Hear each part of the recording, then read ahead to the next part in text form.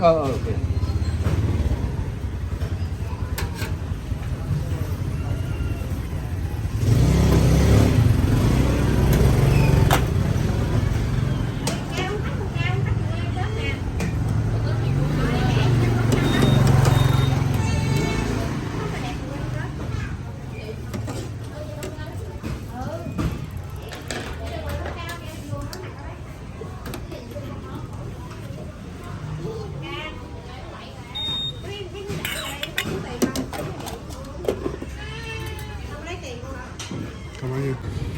Ito pala yung taho nila sa Vietnam, guys. Halos parehas lang naman. Ang pinagkaiba lang ay itong syrup nila, yung minatamis. Meron siyang luya.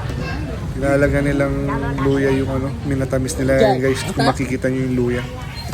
Tsaka lemongrass. Bale yan daw yung yung masarap daw yung sa umaga. Pampainit ng katawan para magising yung katawan mo ba.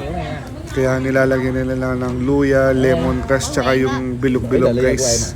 Yung gulaman. Sagot yata, sagot gulaman, guys. So, tsaka tapos pala nilalagyan din nila ng yung gata, guys. Ayan yung gata. Sarap din yan. Yan lang yung pinagkaiba. Tapos yung lasa halos parehas lang naman.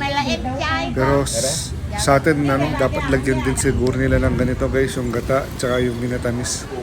Sarap, guys, ang sarap nito. Pag pumunta kayo ng Vietnam, i-try nyo rin tong taho nila dito, guys. Ilang beses ko na natikman to, guys, kasi halos araw-araw yata bumibili ako ng ganito kasi dumadaan siya kung saan kami nagtitinda ng gulay, guys. Ang sarap niya, guys. Ayan, sarap. May gata siya, tapos yung bilog-bilog, tapos may luya.